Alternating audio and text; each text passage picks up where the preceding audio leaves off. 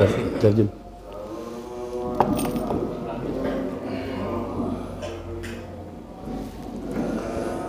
Bismillahirrahmanirrahim. Assalamualaikum warahmatullahi wabarakatuh.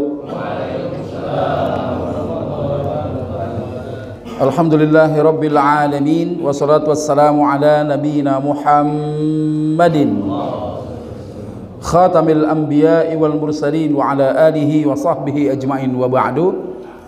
Jamaah rahmati Allah subhanahu wa ta'ala. Alhamdulillah sudah kali keempat ya kita dipertemukan oleh Allah subhanahu wa ta'ala.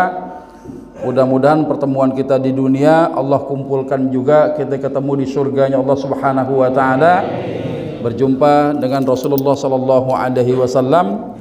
Dan hari ini Masya Allah kita masih melanjutkan tema terkait dengan ilmu waris yang ada di dalam Islam. Insya Allah kita akan bahas terkait dengan hibah yang terlanjur salah ya.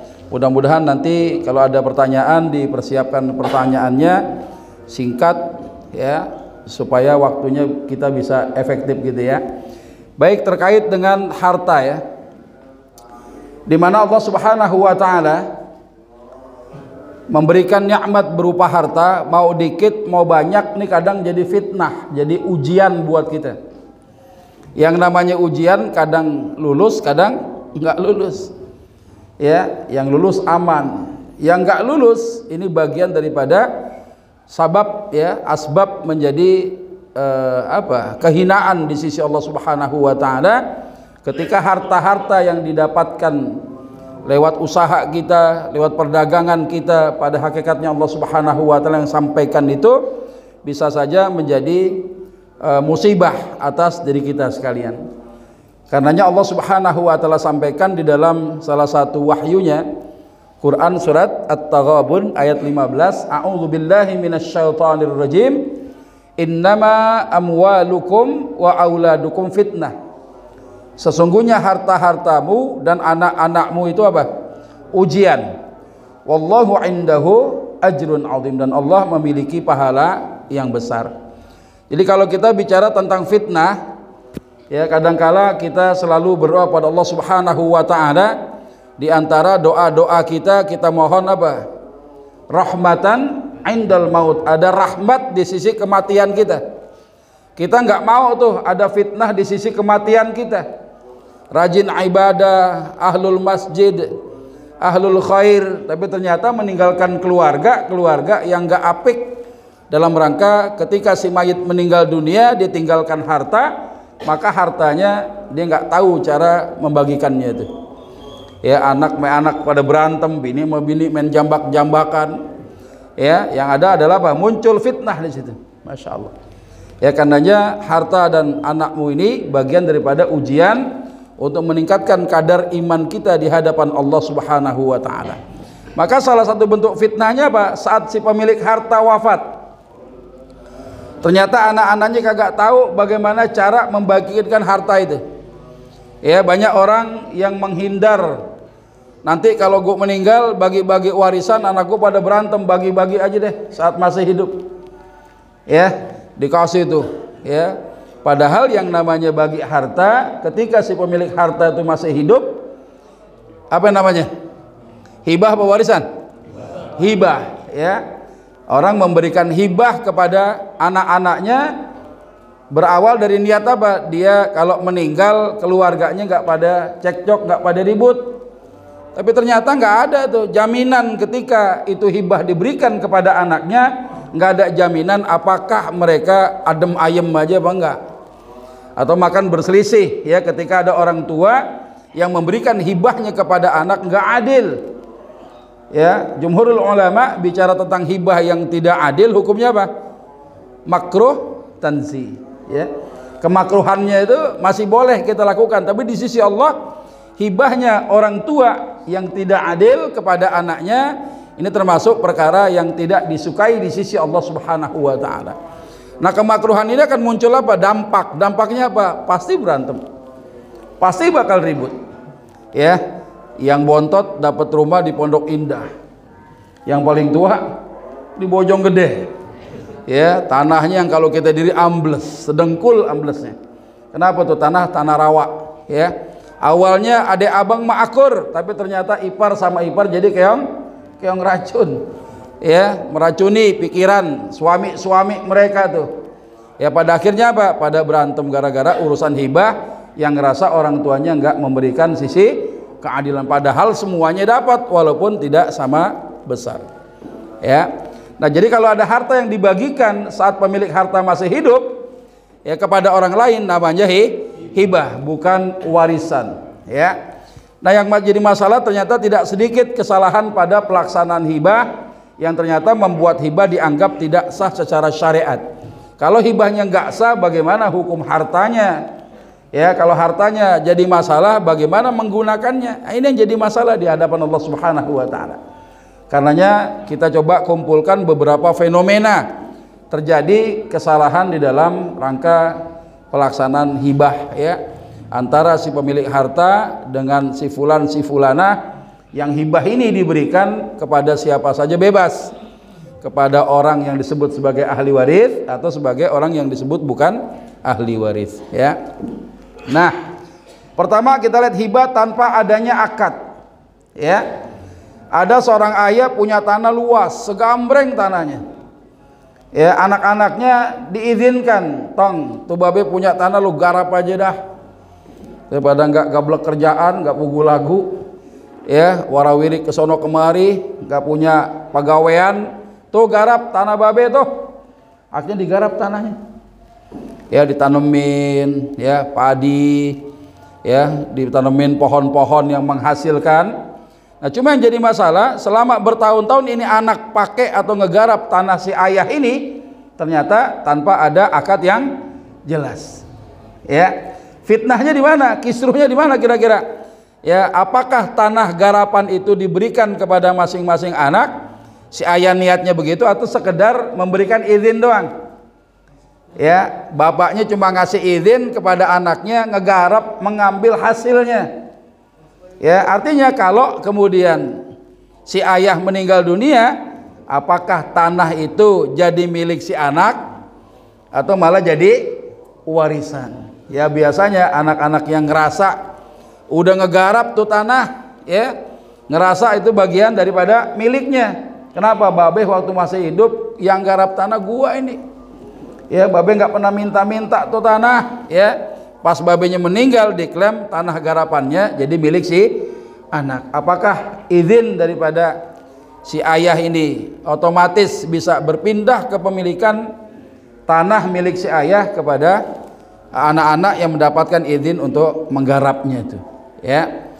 Nah, ini kalau kita melihat bagaimana sisi kejelasan akad ya, ada orang memanfaatkan tanah si pemilik tanah ya, akadnya nggak jelas ya. Kalau dilihat dari sisi hukum, ternyata si ayah ini cuma mengizinkan saja ya, cuma ngizinin ini anak menggarap. Ketika orang tuanya meninggal dunia, maka tanah garapan lagi semenjak wafat si pemilik tanah berhenti, jangan digarap dulu sampai jelas kedudukan harta-harta milik si mayit yang menjadi harta warisan itu ya. Maka para ulama menyatakan apa? Salah satu rukun hibah adanya ijab dan qabul, ada sirah ya, ada ucapan kayak antum nikah itu ngucap apa nulis? Hah? Pengalaman gimana? Ngucap ya, diperkuat dengan adanya tulisan ya, ada ijab dan qabul ya. Ada orang menghibahkan harta miliknya walaupun cuma ngomong doang, itu akad itu ya. Nah, cuma bagaimana urusan tulis menulis? Kalau seandainya hartanya itu punya nilai ekonomis tinggi, maka dianjurkan oleh para ulama untuk menghadirkan saksi walaupun dia bukan termasuk rukun ya dalam hibah ya, bukan syarat juga gitu kan untuk menjamin kepemilikan harta si pemilik yang baru ini. Karena nggak ada surat bermasalah, ada motor dikasih cuma motor sama kuncinya doang, suratnya kagak. Namanya motor apa? Motor bodong ya. Motor bodong masih laku, orang bodong susah ya. Jadi para ulama menyatakan apa? Yang namanya hibah salah satu rukunnya ada sirah, ada ijab dan qabul. Ijab itu ucapan siapa? Al ijab ucapan siapa? Penerima hibah apa pemberi hibah? Pemberi hibah al-qabul, penerima hibah, berarti ada akad di situ. Kayak antum nikah waktu itulah. Ya, ucapan ijab dari mulut si wali, ya. Ucapan qabulnya dari mulut pengantin laki-laki. Kalau walinya nggak bisa nikahin, bisa nggak diwakilin? Bisa. Kalau pengantinnya nggak bisa datang, bisa nggak diwakilin? Bisa. Bisa juga nggak? Bisa ya. Ya, kalau pengantinnya nggak datang bisa diwakilin. Iya, video call. Nggak ada, pengantinnya nggak bisa datang. Ya, Ki Jajang, tolong nih saya mau nikah, cuma delay pesawat. Antum bisa nggak wakilin ana jadi pengantin? Boleh nggak Ki Jajang? Boleh nggak jadi pengantin? Boleh. Boleh nggak? Nggak boleh. Kenapa nggak boleh? Ya ketawa. Kenapa nggak boleh? Nah, satu amalan yang bisa orang lakuin bisa diwakilin. Antum nyuruh orang beli nasi goreng 5 bungkus, yang beli kita wakilin, bang beli 5 bungkus. Ya sampai di tukang nasi goreng, tukang nasi goreng juga lagi nggak ada di situ, ada anaknya. Ya sama-sama wakil nih, yang beli ya diwakilin, yang jualan diwakilin, boleh nggak? Boleh. Wali bisa diwakilin, pengantin bisa nggak kalau gitu? Bisa nggak? Bisa nggak ya? Ya bisa, ya bisa diwakilin itu. Ya sekedar mengucapkan al-qabul itu diwakilin boleh. Kenapa? Karena ucapan tadi, amalan tadi orang bisa lakuin. Tapi urusan malam pertamanya Ki Jajang jangan ikut-ikut. Ya jangan. Kenapa? Karena itu perbuatan nggak bisa dilakuin sama orang lain, mesti dia sendiri yang melakukannya itu. Ya. Nah jadi ada ijab dan qabul ini. Ya di mana Asy-Syirazi beliau pernah mengatakan apa? Wala tasihhu illa bil ijabi wal qabul. Hibah enggak sah kecuali dengan apa? Ijab sama qabul. Ya sebagaimana jual beli, sebagaimana pernikahan. Ketika ada akadnya, ada ijab dan qabulnya, jelas sudah. Nah, tadi kasusnya bagaimana? Si ayah ngasih izin ngegarap anaknya. Berarti terjadi hibah enggak? Enggak, cuma izin aja. Ketika orang tua meninggal dunia, jadi hibah apa jadi warisan? Warisan. Pulangin, ya. Yang jadi ahli warisnya enggak cuma anak yang ngegarap doang. Ya, ada hubungan ahli waris, ada sebab saling mewarisi, jadi ahli warisnya si ayah tuh, ya. Yang berikutnya ada akad tapi enggak jelas. Tadi enggak ada akad. Sekarang ada akad tapi enggak jelas. Ya, apa contohnya? Ada emak-emak ngasih kalung sama anaknya, tong. Nih mak punya kalung nih 30 gram 24 karat emas ini, lo jual, nanti duitnya lo pakai modal buat dagang, gak usah mikirin kapan pulanginnya, ntar kalau mau pulangin kalau lo udah sukses katanya. Berjalan itu anak dagang pakai duit hasil jualan kalung emaknya 30 gram 24 karat, ya setahun 2 tahun emaknya meninggal, ya. Yang jadi masalah nih kalung bagaimana? Disebut hibah atau hutang? Ya, kalau dibilang hibah, kenapa minta dibalikin? Kalau dibilang hutang, tapi bayarnya kagak jelas. Entar aja kalau sukses aja nggak boleh. Ya, ukuran sukses itu bagaimana orang dagang? Punya toko 2. Yang tadinya waktu dagang modal pertama punya bini 1, tiba-tiba bininya 3. Ya, sukses gitu kan? Tapi ternyata tuh anak nggak sukses-sukses juga. Emaknya meninggal, dia dagang gak sukses. Nah, kira-kira bagaimana ahli waris yang lain ini? Ya, dia nuntut supaya emasnya itu dikembaliin. Ya, bisa aja si anak laki-laki bilang, ngapain gue ganti, orang emak ngasih kok. Ya, gue suruh jangan mikirin kembaliinnya kapan. Kalau mau dipulangin nunggu gue sukses aja dah, gitu kan? Nih hari kan gue belum sukses dagang. Nah, ini terjadi biasanya perselisihan. Gara-gara penentuan apa? Emas itu mau dipulangin atau tidak, ya. Nah, jadi kalau namanya hibah nggak usah dipulangin. Tapi kalau yang namanya hutang piutang, bayarnya tuh anak pakai apaan? Ya, pakai emas atau pakai duit? Kira-kira? Hah? Pakai emas, pakai duit? Nah, kalau emas tiba-tiba udah 10 tahun dia dagang nggak sukses-sukses, kira-kira harga emasnya naik nggak? Mau nggak dia beli itu emasnya buat bayar? Biasanya pada nggak mau. Orang yang gue pakai duit kok bukan emas, ya kan gue jual yang dipakai duit. Nah ini akhirnya jadi rancu ya di tengah-tengah para ahli waris. Maka kalau ada orang tua ngasih sesuatu sama anak, jelas apakah itu hibah atau orang tua memberikan pinjaman kepada ini anak. Ya, kenapa? Karena ketika si fulan meninggal dunia, hak piutang itu termasuk warisan. Ya, hak piutang daripada si emak ini, kalau itu dianggap hutang, itu adalah harta warisan yang wajib dibagi kepada para ahli warisnya. Ya. Nah, kemudian kasus lain nih, ada ayah punya anak laki-laki baru nikah. Ya, dia bilang sama anak itu, nggak usah jauh-jauh sama babe dah, abang-abang lu udah pada jauh, babe tinggal sendiri doang nih. Ya, tuh tanah sebelah lu pakai, lu bangun rumah dah. Ya, ada tanahnya tuh. Ya, dibangun rumah, jangan jauh-jauh dari babe nih, bangun rumah aja di situ. Ya, setahun, 2 tahun, 3 tahun, 4 tahun sampai 5 tahun tuh rumah akhirnya berdiri. Ya, si ayah yang punya tanah meninggal. Kira-kira bagaimana kedudukan rumah itu? Dikasih apa suruh numpang tempatin doang? Hah? Disuruh numpang doang. Berarti kalau orang tuanya meninggal diapain tuh rumah? Digotong, diangkat, dirubuhin. Ya, ini kadangkala anak juga suka salah paham juga. Ya, suruh bangun rumah, anggapnya orang tua ngasih, padahal orang tua cuma suruh bangun doang. Nah, kalau kita belajar, kalau kita ngaji, kita paham. Ya, ada orang tua ngasih begitu, tanya, Beh, ini numpang doang bagaimana nih? Apa buat saya aja nih? Kenapa? Karena faktanya sertifikat atas tanah yang dibangun rumah itu ternyata masih ada di tangan si pemilik tanah. Siapa? Bapaknya. Sampai bapaknya meninggal dunia, berarti tidak ada serah terima objek hibahnya, gak jadi hibah. Ya, cuma tuh anak kalau suruh ngitung waris, ya itu dianggap sebagai warisan, pasti pasang badan tuh. Ini yang makanya suka jadi kisruh, ya, pelaksanaan hibah terlanjur salah, ya, akhirnya apa? Terjadi perselisihan diantara para ahli warisnya, ya. Nah, kemudian yang kedua, akad tertukar dengan wasiat dan waris.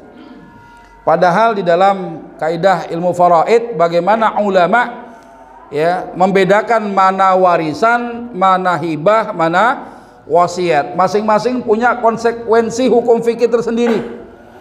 Ya, ini kadang-kala ada orang tua yang memberikan harta kepada anak-anaknya tapi ditulis, tong kalau babak lo mati ya itu kontrakan di Mampang buat si Bontot, ya enggak? Ya, tanah di mana? Di Anggrek 1, ya, samping Haji Nurdin, jual aja tuh, ya, nomor 22 ya, itu buat si Anu, katanya begitu, ditulis. Dan bahkan orang tua kadang-kala memberikan harta sebelum dia meninggal, ya, dengan catatan nanti bagi rate aja dah, atau terserah si ayah ini mau ngasih ke anaknya itu berapa. Ya, nah model begini nih ada nih, ya, kadangkala ada disebut dengan hibah wasiat. Ya, padahal hibah ya hibah, wasiat ya wasiat, berbeda. Mana warisan, mana hibah, mana wasiat, beda. Ini ada orang tua ngasih hibah katanya ditulis pakai wasiat. Ya, coba kita teliti nih, kita ukur dengan fikihnya ya. Rancunya di mana? Kalau itu dianggap hibah, hibahnya sah nggak? Tadi orang tua ngomong kalau babak lo meninggal, ya itu rumah yang di Mampang buat si Bontot, buat si yang paling tua, buat si Fulan, si Pulana, sah nggak hibahnya? Sah hibahnya nggak? Nggak sah. Kenapa nggak sah? Udah meninggal. Iya, karena kan namanya apa? Kalau itu namanya hibah apa wasiat? Yang bener yang mana? Yang bener yang mana nih? Ayo, orang masih hidup. Kan dia bilang nih, dia orang masih hidup, dia mau ngasih kepada anaknya, dia tulis tuh, gitu. Itu namanya hibah bukan? Benar, hibahnya sah berarti. Berarti dikasih dong. Iya, kalau tiba-tiba si ayah beneran meninggal, namanya tuh hibah bukan? Bukan, berarti nggak sah hibahnya. Batalin dong, batalin. Dibilang wasiat, wasiat bukan itu? Wasiat, sah nggak wasiatnya? Kenapa enggak? Hah? Wasiatnya boleh. Berarti kalau orang tua pesan begitu, jalanin. Boleh enggak? Hah? Boleh. Berarti kalau orang tua nanti kalau saya meninggal, nanti si Fulan dapat sekian, Fulanah yang sono, itu namanya wasiat. Tapi sah nggak wasiatnya? Enggak sah. Kenapa enggak sah? Yang dikasih wasiatnya itu ahli warisnya dia. Kata Nabi apa? La wasiyata liwarithin. Enggak ada wasiat untuk ahli waris. Berarti hibahnya enggak sah, wasiatnya juga enggak sah. Dibilang warisan sah enggak? Sah, tapi kalau menurut hitungan yang diwasiatkan ya enggak sah. Harus dikembalikan menjadi waris, dan itu adalah dihitung berdasarkan aturan Allah Subhanahu wa taala. Ingat ya. Nah, ini kadang-kala ada anak yang ya protes. Kenapa? Karena surat wasiatnya itu ditandatanganin sama notaris, ada RT RW pada ngikut jadi saksinya. Hansipnya mah uang denger aja udah. Ya, kasih recehan di kuping kacang-kacang. Ya, itu kadang-kala begitu, saksinya ada. Ya, bahkan notaris tanda tangan. Sah nggak kira-kira? Enggak sah. Anak yang beriman kepada Allah dan Rasulnya Sallallahu Alaihi Wasallam, dia nggak akan mau menjalankan hibah yang salah tadi, wasiat nggak sah tadi, kembalikan asetnya jadi warisan. Harusnya begitu. Ya, udah nggak dipakai, sobek-sobek aja tuh kertas. Ya kenapa? Kalau sampai dituntut di pengadilan, pengadilan mengaminkan, dia zalim. Ya, dalam rangka apa? Dia mengkhianati Allah dan Rasulnya Shallallahu Alaihi Wasallam. Kenapa? Karena hak membagi warisan itu hanya ada di sisi Allah Subhanahu Wa Taala. Jadi nggak boleh dibilang hibah nggak sah, wasiat enggak, warisan juga kudu menghitungnya sesuai dengan aturan Allah. Ya. Nah, kemudian rancunya diperparah dengan adanya KUH Perdata. Ya, pasal 957 tentang istilah hibah wasiat. Antum kalau jalankan ini itu bisa kita menetapkan siapa yang jadi ahli waris kita, siapa yang enggak. Ya, mau ngasih kemana boleh, padahal nggak bisa. Ya, kalaupun mau berwasiat, wasiat hanya maksimal 1/3 saja. 2/3 itu haknya adalah ahli waris, nggak boleh semua. Dan itu pun hanya kepada orang yang bukan ahli waris. Tapi kalau ini dijalankan hukum positif ini, ya terserah yang punya harta mau ngasih bandek kemana. Ya, ini rancunya. Padahal antara hibah dengan wasiat ini dua istilah yang punya aturan fikih tersendiri. Ya, jadi nggak bisa digabung antara hibah dengan wasiat. Ya. Nah, kemudian yang ketiga, objek barang yang dihibahkan belum maujud. Ya, kalau barang belum ada itu baru janji hibah doang. Ya, hibah dianggap sah dan berkekuatan hukum yang mengikat kalau bandeknya ada. Ya, kalau bandenya nggak ada itu belum dianggap sah. Kenapa? Karena syarat yang namanya hibah, objek hartanya kudu diserahkan. Kalau nggak ada yang diserahin apaan? Ya, nggak jadi, itu baru omong doang. Ya, misalnya apa nih? Babe bilang sama anak ketong, kalau babe lu punya duit, ya babe bangunin rumah buat lu. Babe beliin rumah buat lu. Ya, nggak lama babenya meninggal dunia. Kira-kira di ucapan ini bisa nggak dihukumi bahwa ini adalah hibahnya si ayah kepada si anak? Bisa nggak dituntut? Kenapa nggak bisa dituntut? Karena duitnya belum ada. Ya, kalau duitnya ada, bisa beli rumah, keburu meninggal, bisa tuh. Ya, dituntut. Ya, ini disebut dengan apa? Nazar muallaqah. Ya, nazar muallaq ini kalau ada orang janji bersyarat, syaratnya terpenuhi, maka nadarnya wajib. Yang namanya nazar apa? Al-wa'du bi khairin au bi syarrin. Orang janji nazar itu, ya, nazar itu secara umum orang janji melakukan sesuatu, baik itu perkara kebaikan maupun perkara keburukan, namanya nazar. Ada nazar tabarrur, ya, nazar yang punya muatan ibadah, ya, orang sedekah atau ibadah. Yang namanya nazar tabarrur ini menyangkut ibadah yang sifatnya sunnah. Kalau yang wajib jangan dinadarin lagi. Ya Allah, kalau engkau berikan kesempatan bisa nikahin janda sebelah rumah, saya mau puasa Ramadan wajib dah. Ya, nggak usah nikah juga, wajib puasa Ramadan. Ya, jadi kalau sunnah boleh. Ya, itu namanya nazar tabarrur. Dan nazar tabarrur ini nggak bisa ada kafarohnya kecuali antum ngerjakan apa yang antum niatkan itu. Makanya jangan sekate-kate kalau bernazar itu. Misalnya kalau saya laku nih rumah nih, ya, atau saya diberikan anak kembar 5 misalnya, jadi 10 dong. Ya, anaknya kembar gitu, saya mau sholat tahajud 40 hari nggak putus-putus misalnya begitu, atau puasa ya 10 hari berturut-turut misalnya. Nah, ini kan akadnya begitu tuh, nadarnya ya. Anak lahir beneran kembar, ya belum dilaksanakan sampai tuh anak gede, ya baru ingat udah sakit meninggal, punya utang sama Allah dia. Ya gimana caranya? Ada orang puasa nazar, syaratnya terpenuhi, tapi keburu meninggal. Gimana cara bayarnya? Ganti apaan? Gantiin apaan? Pakai, iya nazarnya berupa apa? Fidyah atau puasa? Puasa. Alasannya kenapa? Ayo. Alasannya apa? Kenapa harus diganti puasa bukan fidyah? Karena puasanya nazar. Ya, Ibnu Abbas radhiyallahu taala anhuma pernah ditanya tentang hadis man mata alaihi siyamun shoma anhu waliyuhu. Barang siapa yang meninggal dunia tinggalkan hutang puasa, maka ahli warisnya mempuasakan dirinya. Ditanya, oh ternyata ada dua, puasa Ramadan jangan diganti puasa tapi fidyah ahli warisnya, tapi puasa nazar kalau nggak dikerjain ahli warisnya yang kerjain. Ya nggak ada kafarohnya kecuali kita mengerjakan apa yang dinazarkan itu.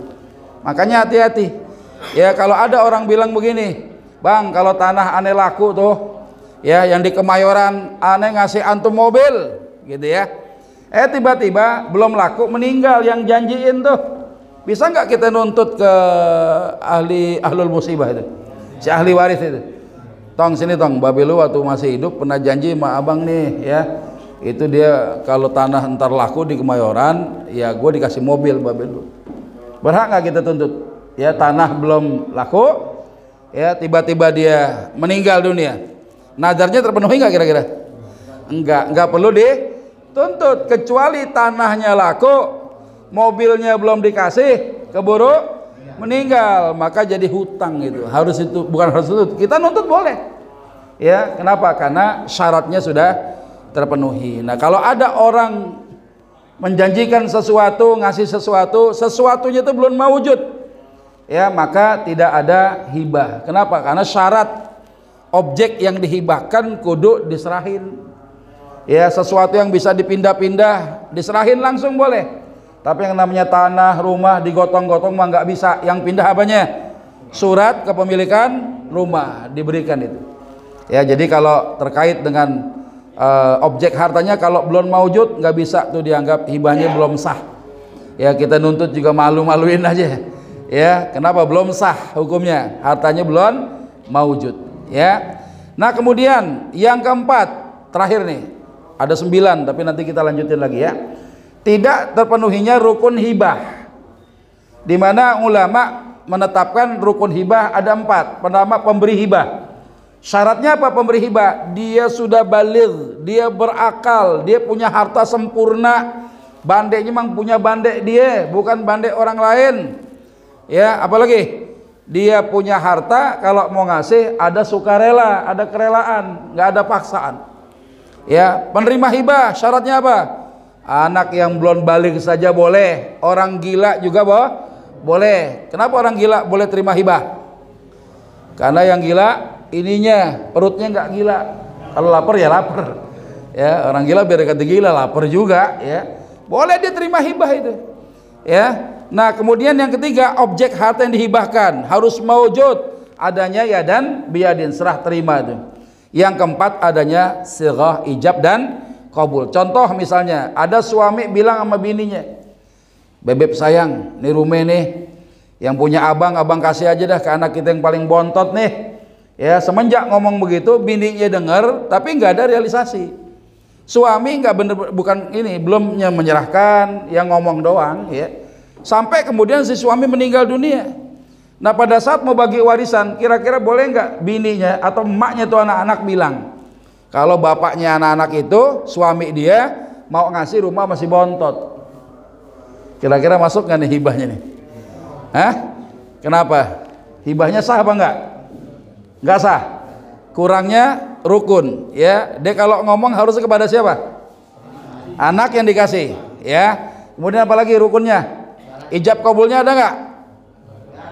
Nggak ada, ya. Yang ngomong ijabnya siapa? Yang ngomong kabul siapa? Nggak ada. Nah, sehingga kalau ada orang tua meninggal dunia, hal-hal yang begini gak usah diomongin lagi. Ya, kenapa? Secara hukum nggak punya kekuatan hukum. Alasannya apa? Tadi karena kurangnya rukun hibahnya itu nggak terjadi. Ya, hartanya belum diserahin, cuma ngomong doang, ya, realisasinya kagak ada, maka nggak jadi. Ya, antum harus paham tuh. Jadi pas ngitung waris itu jangan coba ngadi-ngadi kita.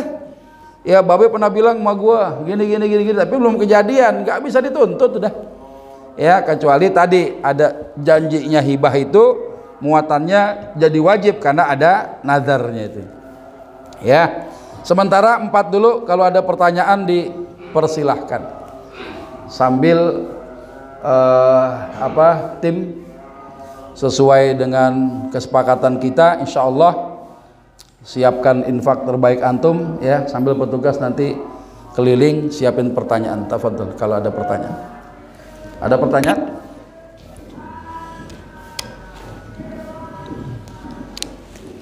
Ya. Silakan. Ya. Assalamualaikum warahmatullahi wabarakatuh. Waalaikumsalam. Cukup. Ya. Mengenai anak Ya. lahir di luar nikah, Ya. itu kan tidak mendapatkan ahli waris itu. Ya. Itu untuk supaya mendapatkan kebahagiaan juga, itu dihibahkan atau diinfakkan? Ya. Anak hasil zina, ya. Anak zina disebut dengan anak jaddah. Anak jaddah itu anak emaknya. Kalau binnya bin emaknya, fulan bin fulan. Ya, fulana binti fulana. Jadi fulan bin fulana. Ya, kemudian kalau dia perempuan fulana binti fulana. Jadi anak emaknya. Kalau anak emaknya berarti itu anak dapat warisan dari siapa? Dari ibunya dan saudara yang seibu saja. Ya, saudara yang seibu saja sama ibunya. Nah, bagaimana kaitannya dengan bapak biologisnya? Ya, bapak biologisnya nggak ada hubungan sebab saling mewarisi. Ya, memang ulama berbeda pendapat tentang hukum pernikahannya. Hukum menikahi wanita dalam keadaan hamil itu ada beberapa pendapat. Ya, pendapatnya ulama Maliki, ya, ulama Al-Hanabilah, ya, yang menyatakan bahwa pernikahannya kalau ada wanita hamil, dia menikah, baik orang yang menghamilinya maupun orang yang bukan menghamilinya menikahi dia, maka pernikahannya nggak sah. Nanti kalau mau nikah nunggu brojol dulu anaknya baru boleh nikah, ya. Itu kata ulama Maliki dan ulama Al-Hanabilah, ya. Nah, sementara ulama Asy-Syafi'iyah dan ulama Al-Hanafiyah itu menyatakan pernikahannya kalau sekedar akad sah. Cuma konsekuensinya apa? Dia, kalau ulama Syafi'i menyatakan nggak boleh dijima sampai anaknya lahir. Ya, begitu dah. Nasib memang, sabar dah, ya. Jadi ketika nikah, ya, dia belum boleh dijima dulu sampai anak lahir, ya. Tapi ulama Al-Hanafiyah termasuk Al-Imam Abu Hanifah menyatakan apa?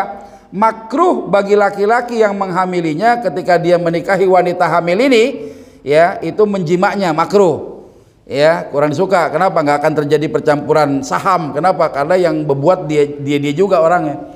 Tapi kalau laki-laki yang bukan menghamilinya nikahi si wanita hamil ini, dia nggak boleh menjimaknya pasca pernikahannya sampai anaknya lahir.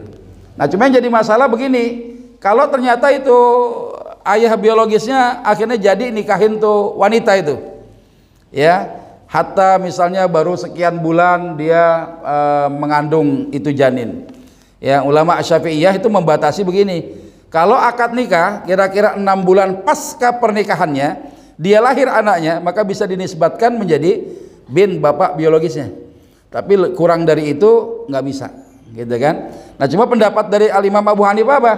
Kalau ada orang wanita hamil tuh dinikahin karena zina tadi, ya, kemudian laki-laki yang menghamilnya menikahi dia, ya, yang jadi masalah begini, kita lahir di perut seorang wanita, bisa milih nggak kira-kira? Pernah nggak kita bisa milih? Ya Allah, saya punya emak, ntar emak yang kulitnya putih, ya nggak, rambutnya panjang, rambut sepantat itu pantat serambut, panjangnya, ya. Pokoknya yang pengen begitu, enggak. Kita lahir dari rahim emak-emak kita itu bukan karena menang posisi tawar sama Allah, enggak. Karena kedudukan manusia sebagai makhluk musayyar yang kita nggak bisa milih. Hatta karenanya ada anak yang lahir dari wanita kafir, anaknya muslim. Kullu mauludin yuladu alal fitrah. Ya, anak yang lahir fitrah dia muslim, nggak bawa dosa turunan.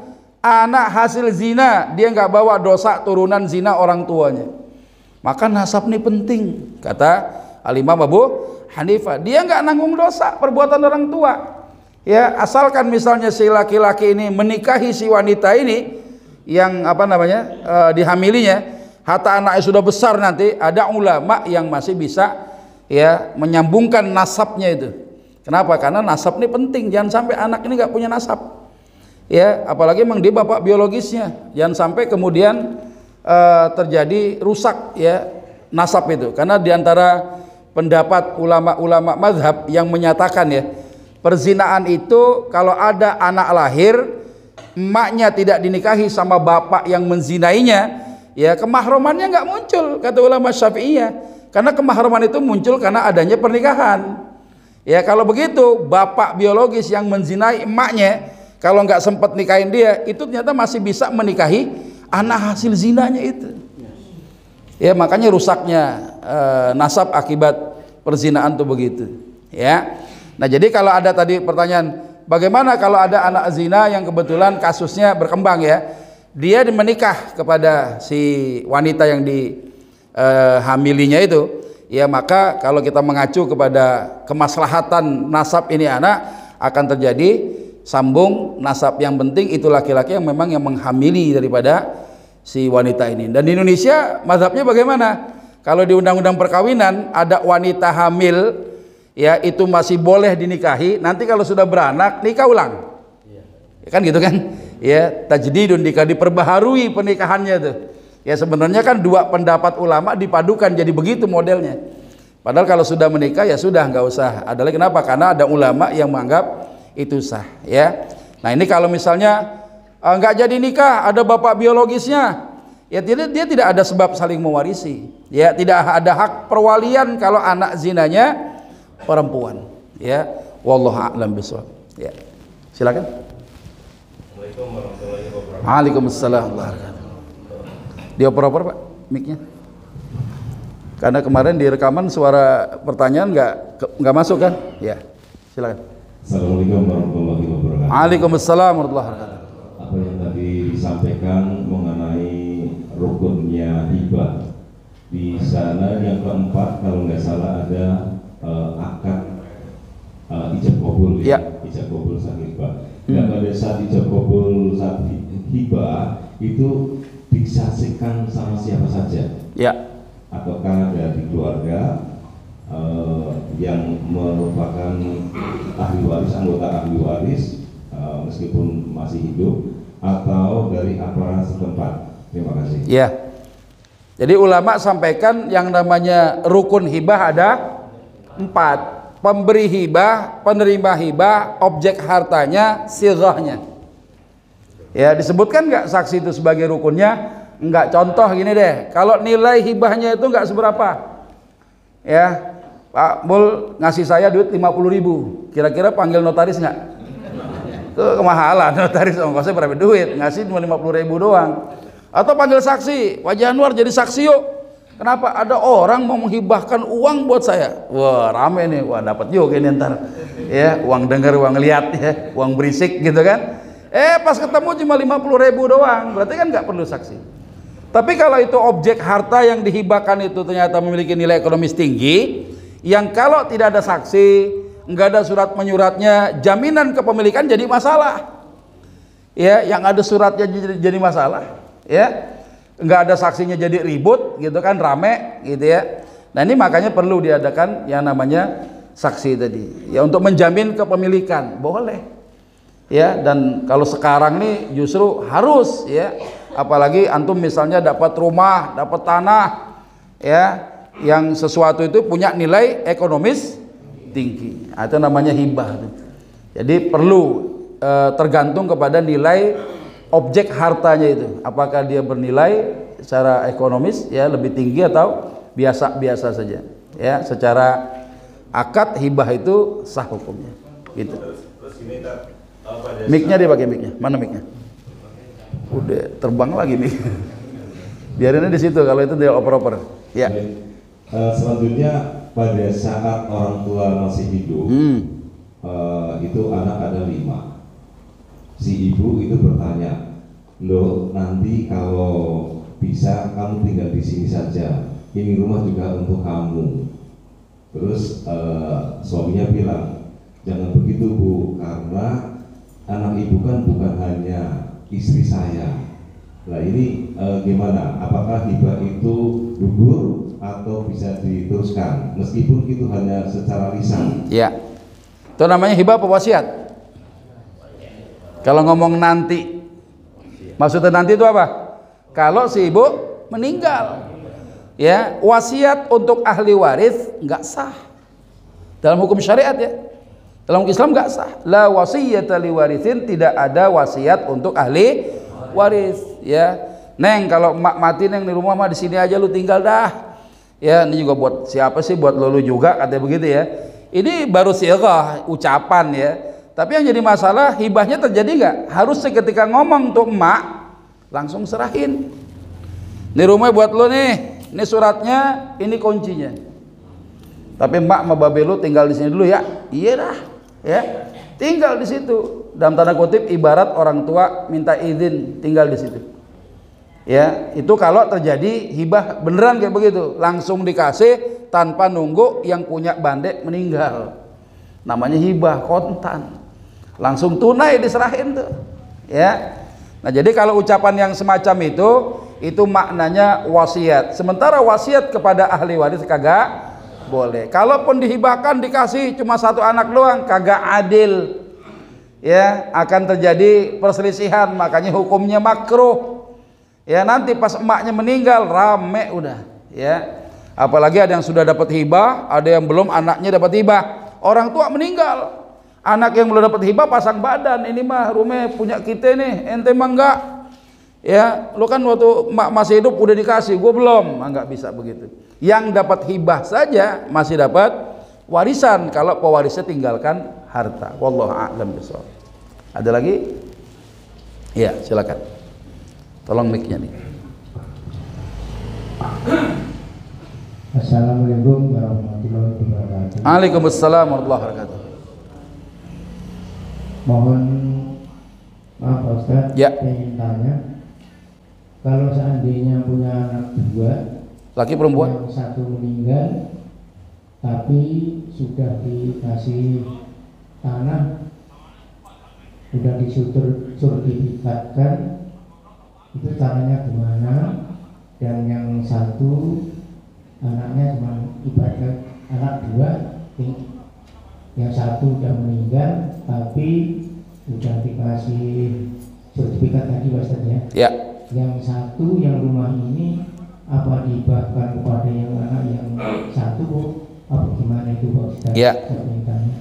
Baik, punya anak 2 dari bini yang mana Pak? Bininya 1. Oh, ini 1. Kirain mau bilang lu bini yang kedua nih. Punya anak 2, mau laki mau perempuan, masing-masing udah dapat tanah, sertifikatnya dikasih. Ya, tiba-tiba dia meninggal sebelum orang tuanya. Anak meninggal, ya, yang jadi ahli waris siapa kira-kira?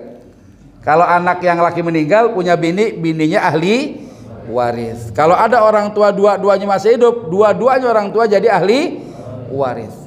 Ya, kalau dia punya anak, anaknya ahli waris. Bininya ahli waris, anaknya ahli waris, orang tuanya juga ahli waris. Nah, sekarang itu anak dapat rumah dari hibah orang tua. Kebetulan tuh anak meninggal, maka yang dihibahkan tadi jadi warisan, Pak. Karena pengertian harta warisan itu dalam Islam tidak dibedakan mana harta bawaan, mana harta perolehan pernikahan. Ini yang bikin rancu nih. Dalam Islam tuh nggak dibedain, sekalipun hukum positif ada. Ya, undang-undang perkawinan ya nomor 1 pasal 35 tahun 74. Kalau ada orang menikah ya hartanya nyampur, tapi yang mana? Yang diperoleh selama pernikahan, yang bawaan enggak. Ya, nanti perolehan pernikahan sebelum dibagi sebagai waris parok dulu katanya gono gininya. Ya, dalam KUH Perdata ya masalah bab harta pasutri, harta bersama, itu malah dia tidak membedakan mana bawaan, mana perolehan. Antum nikahin perempuan ya jande kaya, ya dudanya juga duda duren sawit, duda keren sarang duit, ya ketemu jande kaya, dua-duanya kaya, dimix hartanya, dicampur, ya itu kalau KUH Perdata. Tapi dalam Islam bagaimana? Ya lihat surat An-Nisa ayat 32 tuh. Lirrijali nasibum mimmaktasabu. Ya, laki-laki kalau dia usaha, ya dia dagang, dia punya kerjaan, ya gajinya punya dia. Ya enggak? Harta suami milik suami, harta istri milik istri. Ya. Nah, sekarang harta yang mana lagi itu yang disebut dengan warisan? Pertama, harta yang didapat dari sumber dayanya sendiri. Antum beli motor pakai duit sendiri, beli rumah pakai duit sendiri. Ya, yang kedua harta akibat turunan. Dapat warisan, dapat hibah, dapat wasiat, dapat dari jual beli.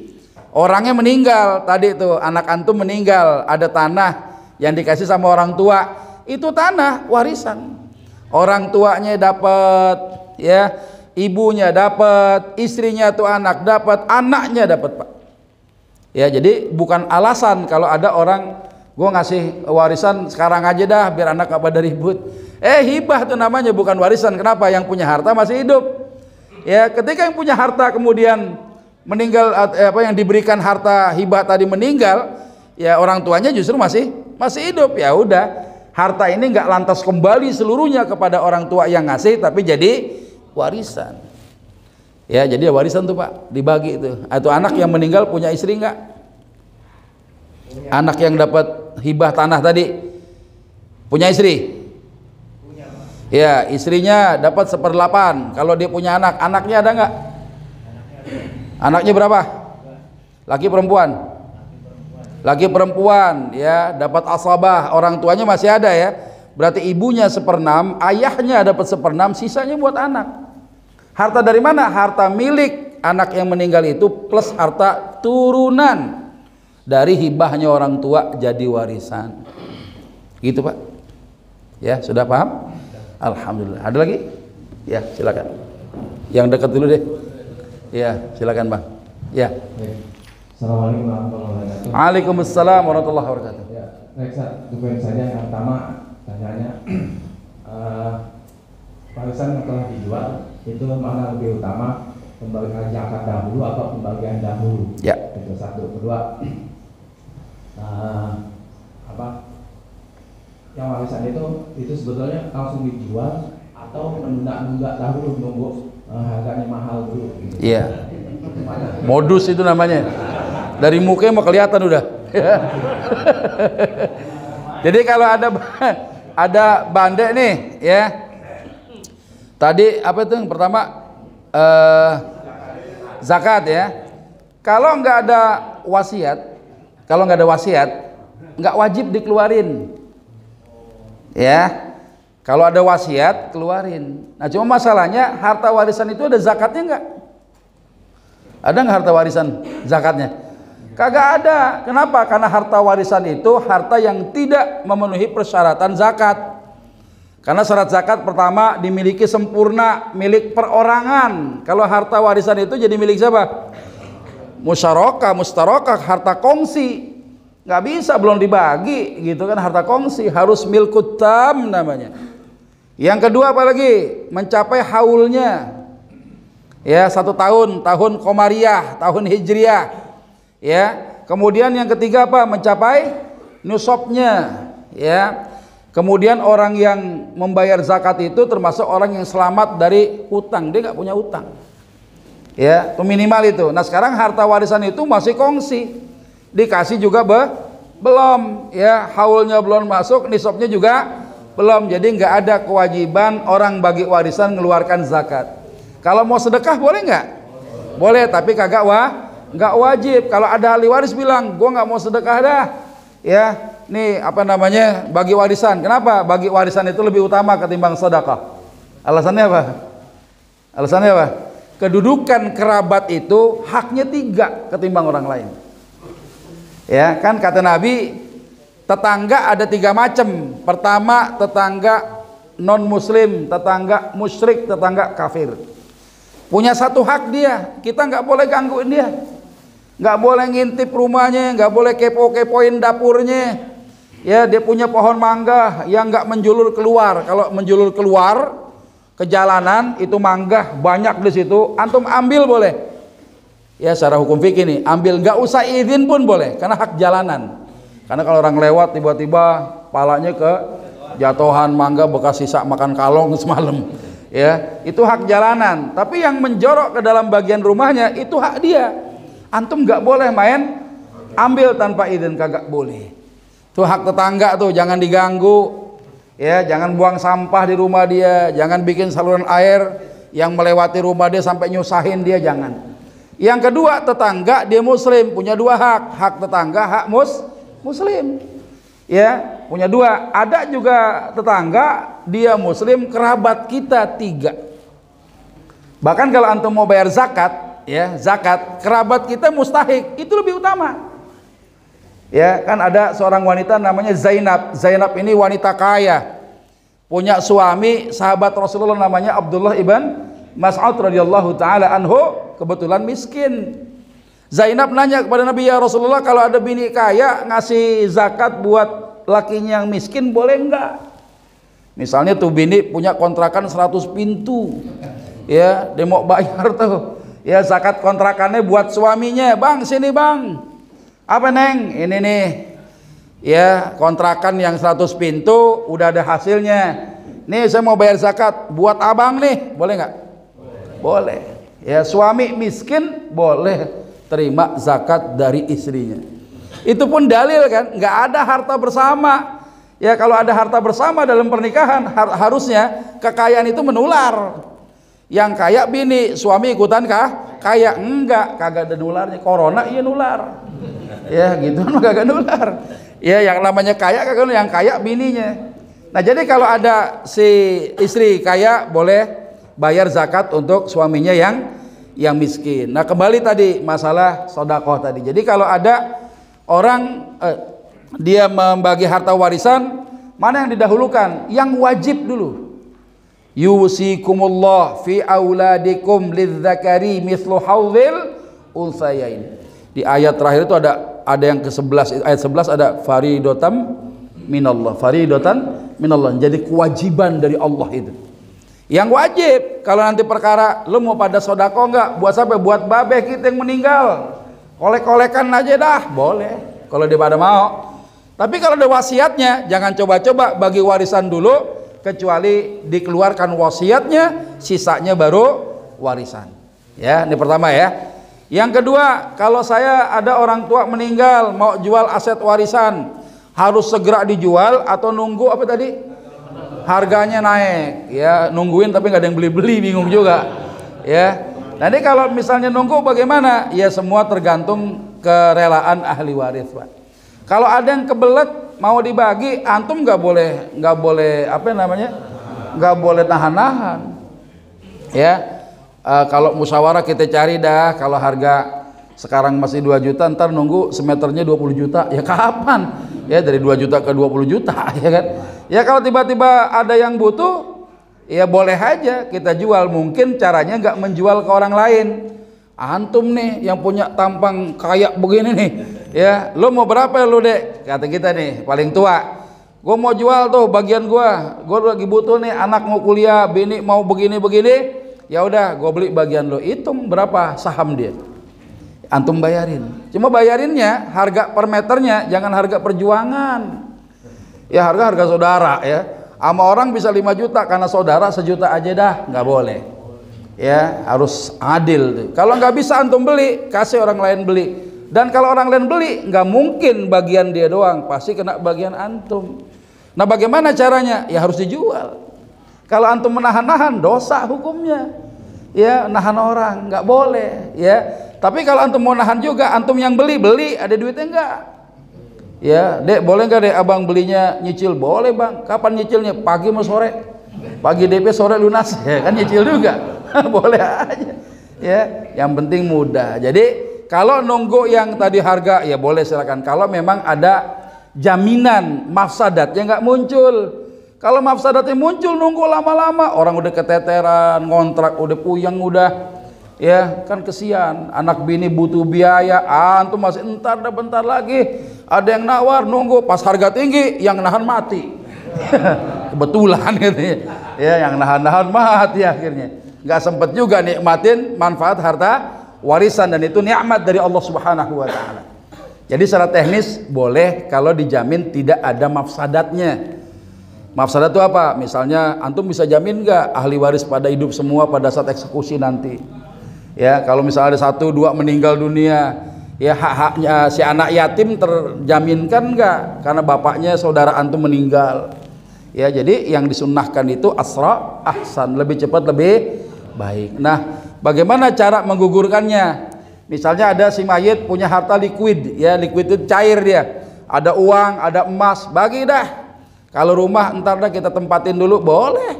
Yang penting dijamin tidak ada mafsadatnya. Ya, tidak ada mudaratnya dengan menunda-nundanya. Masing-masing bisa menjamin hak kepemilikan tiap orang. Wallahu a'lam bishawab. Ada lagi tadi? Mana? Ya. Yang ketiga, Ketiga apaan tadi? belum baru mau. Nambah lagi? Boleh nggak nambah nih? Ente kalau nggak rela geboknya di luar. Gimana bang? Silakan.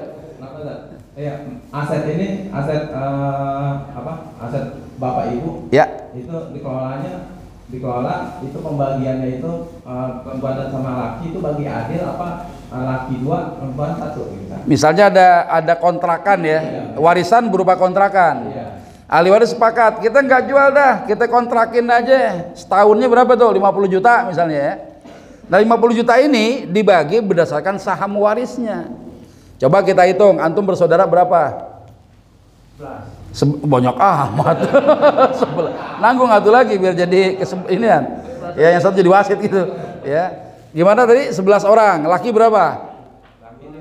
Laki 5 kali 2 10 tambah 6 16 bagian ya. 50 juta bagi itu 2/16 buat jatah tiap laki-laki. Ya 1/16 jatahnya perempuan bagi. Setelah dipotong biaya-biaya karena kontrakan mungkin ada kerusakannya, sisihin dulu ya, sisanya baru dibagi warisan. Nah kalau ada orang yang gue nggak mau main kontrakan lagi dah, gue minta hak gue dikeluarin, ya caranya tadi mau dibeli sama saudara boleh, saudara nggak punya duit jual ke orang. Ya itu contohnya begitu untuk memudahkan pembagian waris supaya kewajibannya bisa terlaksana. Karena kalau kita bagi warisan sesuai dengan aturan Allah, si mayit itu tercatatkan surga dari Allah. Antum kalau sayang sama babe yang udah meninggal, emak sudah meninggal dunia, dicatatkan surga bagi mereka, meninggalkan anak-anak yang saleh dan salehah. Ya, bagi warisan berdasarkan aturan Allah. Si mayit mah kagak tahu kita ngebagi, kecuali Allah mengutus malaikat mengabarkannya kepada si fulan yang sudah meninggal dunia ini. Ya, berita gembira di barzakhnya itu. Wallahu a'lam bishawab. Antum, Pak. Assalamualaikum warahmatullahi wabarakatuh. Waalaikumsalam warahmatullahi wabarakatuh. Saya mau tanya, hari ini kebetulan saya ada warisan dari kakek. Ya. Kakek itu dulu nikah suami kedua. Anak walaupun Kakek suaminya 2. Enggak, kakek saya suami kedua. Oh, suami kedua. Iya, betul. Dia punya anak walon 3. Kakek saya anak 3 perempuan semua. Hasil pernikahan. Iya. Nah, waktu itu tanah itu punya istri dibeli separuhnya. Dibeli separuhnya untuk diwariskan ke anak-anaknya, termasuk ibu saya. Kebetulan anaknya dari kakek saya perempuan semua. Yang sana laki 2, perempuan 1. Tapi saat itu tahun 50 dikasih 10.000 langsung cash untuk jual beli tanah. Yang laki anak. Ya. Warisannya langsung. Itu tahun berapa tuh ya? Tahun 50. Oh, tahun sekian. Ya. Terus Yang ingin saya tanyakan ini haknya dari anak-anak yang perempuan kan sekarang udah dibeli separuh nih, cuma surat tanahnya udah jadi 1. Gimana itu? hak warisnya untuk cucu-cucunya bagaimana? Ayo, Anda bisa jawab nggak? Gua aja puyeng dengernya. Panjangan kayak sinetron Ikatan Cinta, ya. Berepisode-episode. Oke, gini deh. Duda punya anak 3, laki semua, perempuan. Dia kawin sama jande tuh, punya anak berapa? 3 juga tuh perempuan semua. Laki 2, perempuan 1, ya. Nah, hasil pernikahannya ada nggak? Lah, kenapa kamu kakek ente? Jangan-jangan ente bukan cucunya ya? Enggak, tar dulu, Anda biar tahu dulu kedudukan ininya nih. Anak-anak dari hasil pernikahannya ada nggak?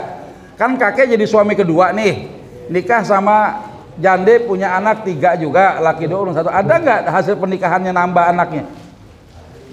Nggak ada. Berarti duda tetap bawa anak, janda tetap bawa anak. Bener gitu ya? Enggak, itu kalau orang tuanya tetap satu bapak tadi.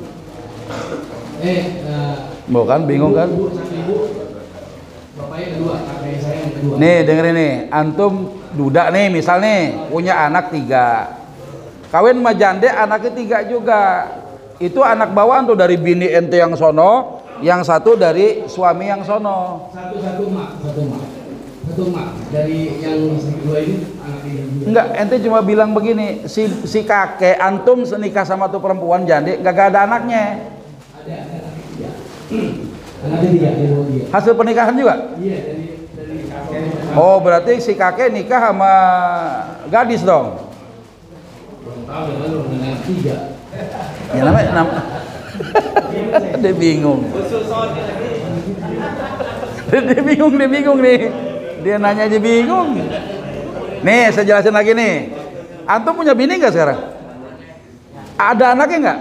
Nah, sekarang saya tanya, itu kakek duda punya anak 3, kawin sama janda apa gadis? Dulu nih, nenek ente nih, janda bawa anak nggak? Bawa anak janda, anak duda. Dia kan nikah tuh, kayak ente nih sama bini yang sekarang. Ada nggak anaknya? Ada, dari anak yang pertama 3 dari istri. Nah, si kakek ini nikah sama si nenek ini punya anak 3. Ibu saya termasuk itu. Berarti nambah. Jandanya berarti punya anak 6 dong. Berarti si duda punya anak 6 juga. Nah, udah nih, udah clear, udah. Ya kalau udah selesai udah. Ngapain dijawab, udah selesai. Nah, jadi si bini ini punya tanah. Si nenek ini punya tanah. Tanahnya segambreng ya, 1000 meter misalnya. Dibayarin sama siapa? Sama suaminya si nenek ini dibayarin. Tuh 1000 meter bagi dah. Bukan bagi, beli dah. 500 meter, dihargain tuh, udah. Jadi milik nenek sama milik si kakek, milik suami, milik istri. Nah, itu tanah kalau satu surat berarti kedudukannya sudah menjadi harta musyarakah. Harta musyarakah itu apa? Harta dengan saham kepemilikan berdua. Ya. Nah, tadi tindakannya si kakek ngapain?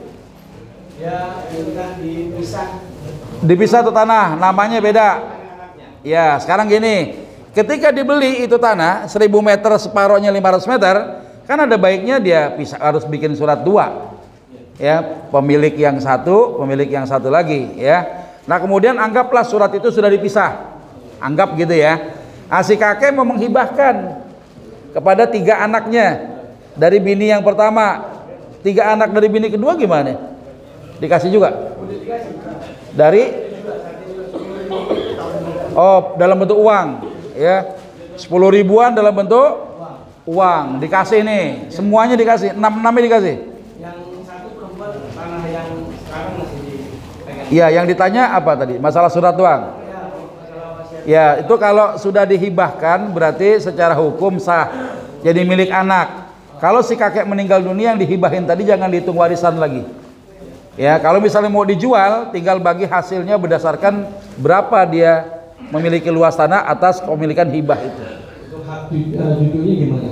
Iya, nggak ada warisan, kan dia udah dihibahin kata antum tadi. Kalau sudah dihibahkan, orang itu berarti meninggal dunia, nggak meninggalkan harta warisan, ya nggak jadi rukunnya.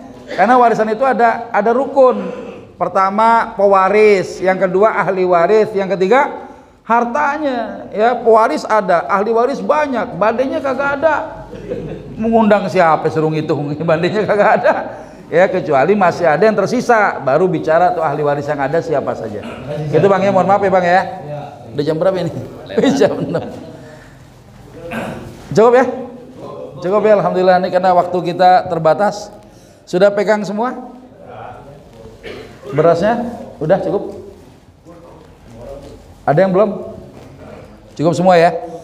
Saya sebelum ditutup ada maklumat begini. Jadi kalau nanti di grup ya diminta untuk ngisi absen, itu untuk kepentingan konsumsi. Jadi kalau antum gak ngabsen kita bingung.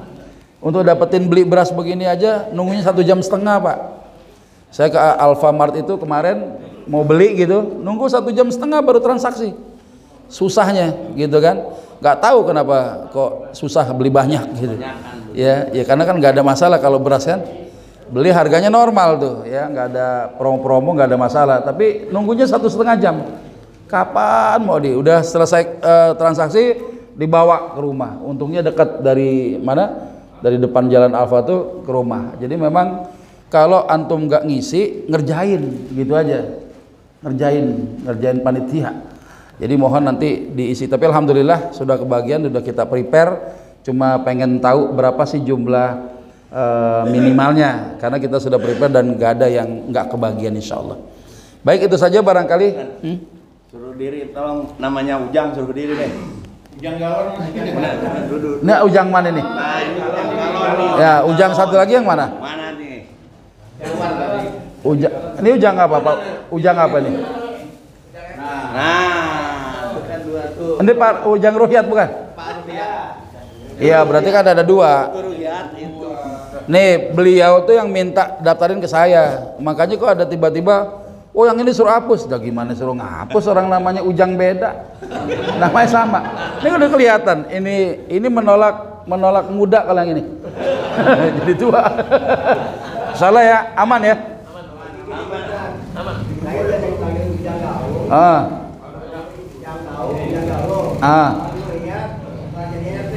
Oh, sekarang jadi RT nih sekarang. Oh, padahal nih beliau GLN tuh galon. Enggak, yang nulis saya GLN tuh galon. Ya gitu ya, nggak apa-apa ya. Jadi beliau semenjak taklim pas jadi RT namanya siapa? RT Ruhyat. Nah, jadi besok. Iya, emang Bapak itu kadang-kadang emang. Ya, alhamdulillah ya, cukup. Makasih. Terima kasih banyak. Ya udah ya, nggak ada selek ya.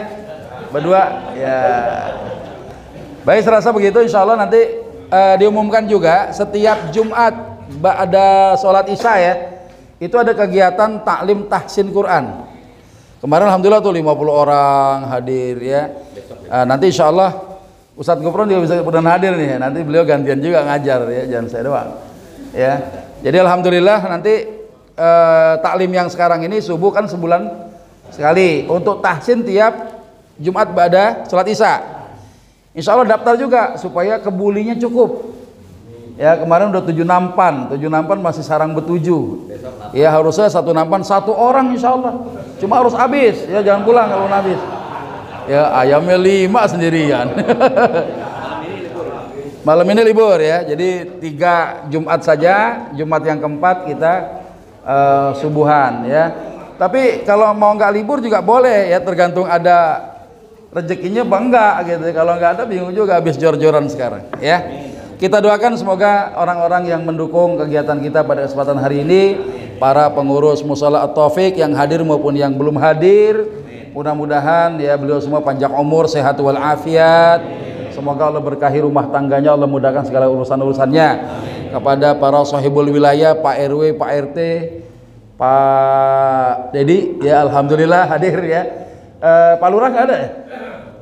Nah, biasa Pak Lurah hadir tuh ya. Alhamdulillah, mudah-mudahan nanti ke depan Pak Lurah ada kesempatan juga hadir bersama kita insya Allah. Kita doakan para sahibul wilayah yang ngurusin kampung kita ini, semoga Allah berikan kekuatan, kesehatan, kemampuan, sehat walafiat. Ya Allah kasih keistiqomahan ya untuk senantiasa bisa mengawal warga kita menjadi warga yang senantiasa bertakwa pada Allah Subhanahu wa taala.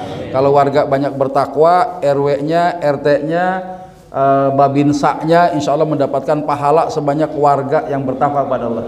Ya, saya rasa begitu. Banyak bicara banyak salah, kalau salah saya minta maaf. Kepada Allah sama-sama kita memohon ampunan. Ya, semoga kita termasuk hamba-hamba Allah yang diampuni segala dosa dan kesalahan kita. Mari kita tutup dengan kalimatul hamdalah. Alhamdulillahirabbil alamin.